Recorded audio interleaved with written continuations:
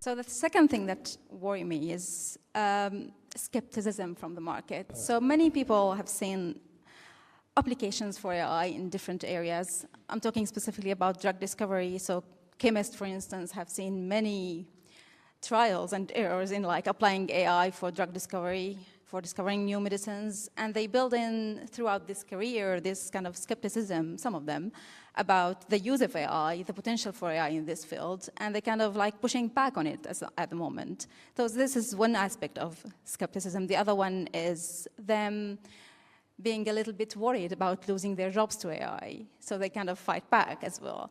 So how do we go about it? I know like in your, how basically do we convince these people that there's still potential to AI to solve their long-lasting problems? So again, actually, I think of three things.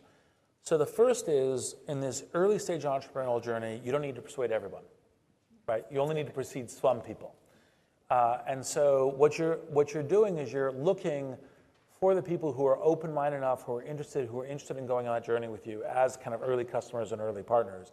And so if someone's really skeptical up front, move on. Next person you're talking to, right? Because convincing someone who is starting from a point of deep skepticism is really hard. And the only way you ultimately really do that is say, oh, by the way, I'm working with 3 of your competitors and we're doing really, really great things. Sure you don't want to join? And then, by the way, people will get over the skepticism once you get there. The second thing is to leverage, kind of outside brand, because that's the blink test, right? So that's part of the reason why getting investment from strong VCs or strong investors, having people on advisory boards or helping you where they go, oh, well, that person's pretty smart. I wonder what they know that I should learn as part of it. And because then that person who might be like, well, I'm open-minded, but why should I focus on you versus other people, that can help. And that is part of the kind of the blink test of doing it. And then the last is frequently, this is again like almost the earlier version of the product distribution, is to tell your story in a way that kind of journalists, media, social media will pick it up, because that's another way of pointing at things that then, for example, it's like, look, I know that you'll hear a lot of entrepreneurs saying that this is interesting.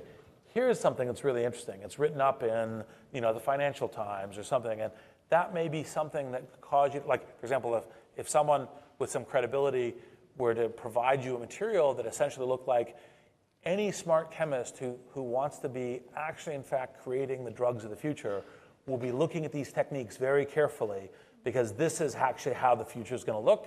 And it's like, okay, unless I'm an idiot, I'm going to pay attention. Of course, there's some idiots. Then you move on past them and you talk to the other ones.